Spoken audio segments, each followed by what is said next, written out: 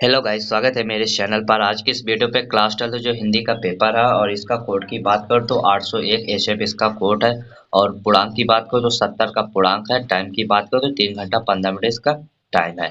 आज की इस वीडियो पे क्लास 10 जो हिंदी का पेपर है 2024 वो आज हम लोग डिस्कस करेंगे इस वीडियो पे। तो वीडियो को पूरा लास्ट तक वॉच करना और चैनल पे पहली बार हो तो चैनल को सब्सक्राइब कर देना, क्योंकि इस चैनल पे आप लोगों को सारे इंपॉर्टेंट क्वेश्चन सॉल्व कराए जाते हैं। जितने भी क्वेश्चन पेपर है सब क्वेश्चन पेपर को मैंने सॉल्व कर दिए, तो आप जाके मेरे प्लेलिस्ट पे क्वेश्चन पेपर को देख लेना। ये सारे प्रीवियस ईयर क्वेश्चन है, इसी से आप लोगों को नेक्स्ट ईयर का भी क्वेश्चन पेपर आएगा इसी प्रकार से। इस पे देख लीजिए, आप लोगों को 20 ऑब्जेक्टिव क्वेश्चन दिए गए हैं जिसके उत्तर आप लोगों को डायरेक्ट ओएमआर शीट पे फिल करना है। आप लोग देख लीजिए, इस पे आप लोग जो निर्देशांक लिखे हैं, निर्देशांक को आप लोगों को अच्छे से रीड करना और रीड करने के बाद फिर आप लोगों को क्वेश्चन पेपर को सॉल्व करना है। तो चलो हम लोग देखेंगे इस पे जो ऑब्जेक्टिव क्वेश्चन दिए गए थे वो किस प्रकार से दिए गए थे। हम लोग इस पे ऑब्जेक्टिव क्वेश्चन सॉल्व करेंगे।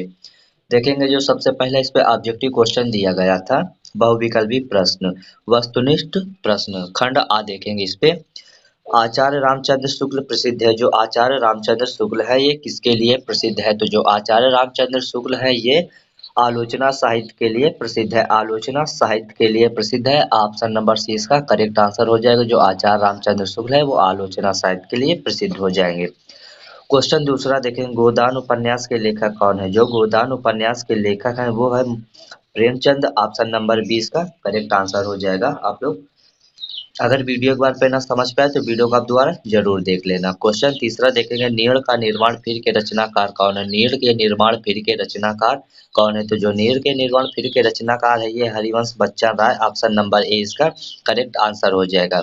इसी प्रकार से क्वेश्चन नंबर चौथा देखेंगे, झूठा सच उपन्यास के लेखक कौन है? जो झूठा सच उपन्यास के लेखक हम लोगों को बताना है, तो इसके जो लेखक हो जाएंगे ये हो जाएंगे यशपाल। ऑप्शन नंबर ए इसका करेक्ट आंसर हो जाएगा। इसी प्रकार से देखेंगे जो क्वेश्चन पांचवा दिया गया है, छायावाद काल की प्रमुख प्रवृत्ति है। जो छायावाद काल की प्रमुख प्रवृत्ति हम लोगों को बताना है, तो छायावाद की जो प्रमुख प्रवृत्ति हो जाएगी वो हो जाएगी श्रृंगार और वेदना। ऑप्शन नंबर सी इसका करेक्ट आंसर हो जाएगा। इसी प्रकार से क्वेश्चन नंबर छठवा देखेंगे, कलम का सिपाही जीवनी है। जो कलम का सिपाही जीवनी है ये किसकी है? तो ये है प्रेमचंद की। ऑप्शन नंबर 20 का करेक्ट आंसर हो जाएगा। इसी प्रकार से देखेंगे जो क्वेश्चन नंबर सातवां दिया गया है, घनानंद किस काव्य धारा के कवि है? जो घनानंद है ये किस काव्य धारा के कवि है? तो ये है रीति मुक्ति के। ऑप्शन नंबर सी इसका करेक्ट आंसर हो जाएगा। इसी प्रकार से और देखेंगे जो इस पे आठ क्वेश्चन नंबर आठवां दिया गया है, हंस पत्रिका के संपादक कौन है? क्वेश्चन आठवां दिया गया, हंस पत्रिका के संपादक कौन है? तो हम लोगों को हंस पत्रिका के संपादक बताना। जो हंस पत्रिका के संपादक है वो है प्रेमचंद। ऑप्शन नंबर बी इसका करेक्ट आंसर हो जाएगा। जहाज का पक्षीकृत की विधा है। जो जहाज का पक्षीकृत की विधा है ये हम लोगों को बताना है। जो जहाज की पक्षीकृति है ये उपन्यास विधा है। ऑप्शन नंबर सी इसका करेक्ट आंसर हो जाएगा। इसी प्रकार से क्वेश्चन नंबर 10वां देखेंगे जो दिया गया, तार सप्तक का प्रकाशन वर्ष है। जो तार सप्तक का प्रकाशन हुआ था ये किस सन पे हुआ था? तो ये 1943 ईस्वी में तार सप्तक का प्रकाशन हुआ था। ऑप्शन नंबर सी इसका करेक्ट आंसर हो जाएगा। इसी प्रकार से क्वेश्चन 11 देखेंगे, निर्वेद स्थायी भाव है। जो निर्वेद का स्थायी भाव क्या है?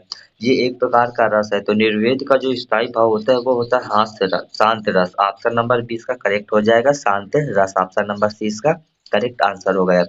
इसी प्रकार से क्वेश्चन नंबर 12 देखेंगे, पीपर पात सरिस मंडोला में अलंकार कौन सा है? जो पीपर पात सरिस मंडोला में अलंकार हम लोगों को बताना है, तो इस पे हो जाएगा उपमा अलंकार। ऑप्शन नंबर 20 का करेक्ट आंसर हो जाएगा। ऑप्शन नंबर बी से बाहुबली।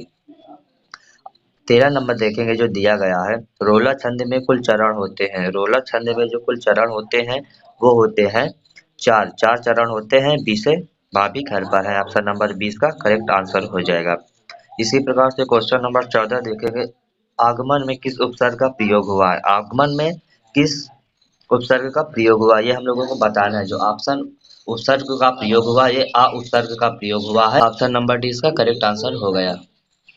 और नेक्स्ट देखेंगे जो इस पे किस तरह से ऑब्जेक्टिव क्वेश्चन और दिए गए हैं।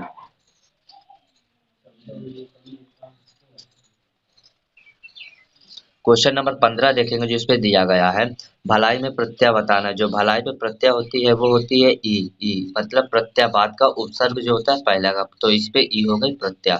अब देखेंगे जो क्वेश्चन नंबर 16 दिया गया है, नीलांबर में कौन सा समास है? नीलांबर में कौन सा समास है ये हम लोगों को बताना है। तो नीलांबर में जो समास है ये है कर्मधारय समास। ऑप्शन नंबर सी इसका करेक्ट आंसर हो जाएगा। आम का तत्सम बताना है, जो आम का तत्सम बताना है तो आम का तत्सम होता है आम्र। ऑप्शन नंबर 20 का करेक्ट आंसर हो जाएगा। इसी नंबर 18 देखेंगे जो दिया गया है, कर्तव्यवाची में प्रधानता होती है, जो इस पे प्रधानता होती है ये होती है कर्ता की। ऑप्शन नंबर ए इसका करेक्ट आंसर हो जाए।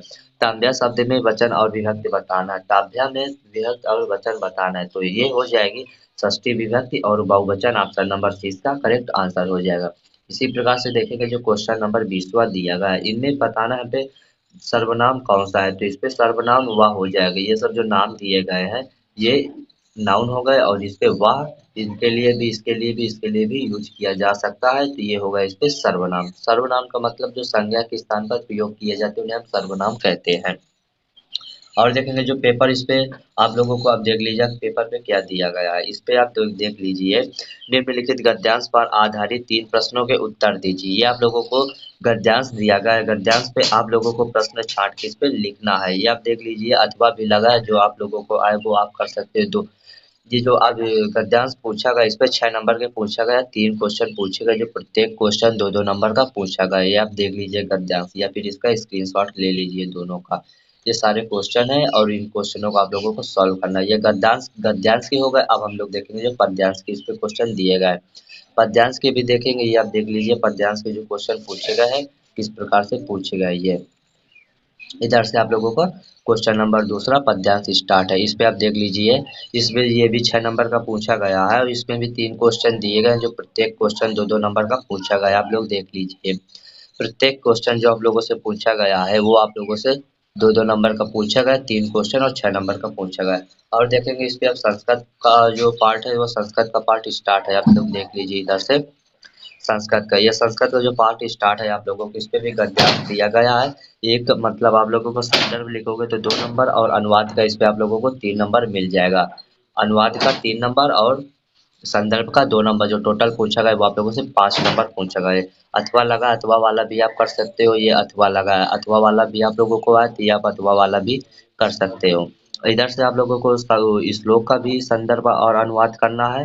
ये देख लीजिए अब ये पद दिया गया है, इस पे आप लोगों को ये गद्य दिया गया था, ये गद्य का और ये दिया गया है पद का। इस पे भी आप लोगों से जो पूछा गया है ये आप लोगों से 5 नंबर का ये भी पूछा गया है प्रत्येक, जिस पे आप लोगों को तो संदर्भ 2 का और अनुवाद 5 नंबर का, अनुवाद 3 नंबर का सॉरी पूछा गया। तो ठीक है, और देखेंगे जो किस तरह से इस पे पूछा गया है। अब आप लोग देख लीजिए इस पे जो अपने पठित खंड काव्य के आधार पर निम्नलिखित प्रश्नों में से किसी एक प्रश्न का आप लोगों को इस पे वो प्रश्न पे जो जहाँ से आप लोग अलग अलग डिस्ट्रिक्ट के लिए जो खंड काव्य है ये अलग अलग डिस्ट्रिक्ट के लिए अलग अलग होता है, तो आप जहाँ से हो वहाँ से आप इसको लिख सकते हो। इसमें भी यही दिया गया है खंड का। अब इस पे देखेंगे जीवन परिचय की बात करूँ तो मोस्ट इम्पोर्टेंट है जीवन परिचय। तो इस पे जीवन परिचय जो दिया गया है जयशंकर प्रसाद का, आचार्य रामचंद्र शुक्ल का, डॉक्टर भगवती शरण उपाध्याय का, ये भी आप लोगों से 5 नंबर का पूछा गया जीवन परिचय है। 3 नंबर का जीवन परिचय और 2 नंबर की आप लोगों से रचनाएं पूछी गई, टोटल 5 नंबर के इससे आप लोगों से पूछा गया है। और देखेंगे जो नेक्स्ट किस तरह से पेपर पूछा गया आप लोगों, इस पे आप देख लीजिए उधर लेखक का, इधर आप लोगों से कवि का जीवन परिचय पूछा गया है, इधर कवि का जीवन परिचय पूछा गया है, ये भी 5 नंबर का पूछा गया है। सूरदास का, सुमित्रानंद पंत का और बिहारी लाल का, ये भी आप लोगों से जो जीवन परिचय 3 का और रचना 2 नंबर का पूछा गया है। टोटल आप लोगों से 5 नंबर का पूछा गया है। अब आप लोगों से एक श्लोक भी पूछा गया है, श्लोक जो पूछा गया है ये आप लोगों से 2 नंबर का पूछा गया है। अपनी पाठ्य पुस्तक से मतलब जो आपको याद श्लोक है वही अपने पाठ्य पुस्तक का एक श्लोक लिखना है जो आप लोगों से 2 नंबर का पूछा गया है। अब आप लोग इधर देख लीजिए संस्कृत के आप लोगों को क्वेश्चन भी दिए गए हैं जो प्रत्येक क्वेश्चन 1-1 नंबर का पूछा गया है। 2 क्वेश्चन आप लोगों को करना है, 4 क्वेश्चन दिए गए, 4 क्वेश्चनों पे आप लोगों को 2 क्वेश्चन करना है जो आप लोगों को 1-1 नंबर पे दोनों क्वेश्चन पूछे गए, ये आप लोग देख लीजिए। इसी प्रकार से क्वेश्चन नंबर 9वां देखेंगे जो इस पे आप लोगों को निबंध लिखना है। पर्यावरण पर आप लोगों को सबसे ज्यादा निबंध पूछा गया है। पर्यावरण और विज्ञान का मतलब डिजिटल उपयोग, ये भी आप लोगों से ज़्यादा सबसे ज़्यादा तो पर्यावरण का आप लोगों से पूछा जाता है, ये आप लोग देख लीजिए 7 नंबर का पूछा गया। इधर आप लोग देख लीजिए क्वेश्चन नंबर जो 10वां दिया गया है, इस पे आप लोगों को ये अपनी विशेष रुचियों को उल्लेख करते हुए अपने मित्र को एक पत्र लिखना है। ये भी पत्र आप लोगों से 4 नंबर पे पूछा गया है। और इस पे देख लीजिए, रेलवे के महाप्रबंधक को एक शिकायती पत्र लिखिए जिसमें टिकट निरीक्षक द्वारा किए गए अभद्र व्यवहार का उल्लेख कीजिए। ये आप लोगों से जो पूछा गया है, ये भी 4 नंबर का अथवा लगा है। आपको ये आए तो आप ये कर सकते हो, ये आए ये कर सकते हो। 2 पे आप लोगों को एक करना है जो 4 नंबर का इसमें पूछा गया है। तो आज की इस वीडियो पे हम लोग पूरा पेपर डिस्कस कर सकते। अगर पेपर का पूरा सॉल्यूशन चाहे तो आप लोग कमेंट जरूर करना। अगर चैनल पे पहली बार हो तो चैनल को सब्सक्राइब जरूर करना। अब हम लोग मिलेंगे नेक्स्ट वीडियो पे, तो चैनल को सब्सक्राइब करना ना भूलना।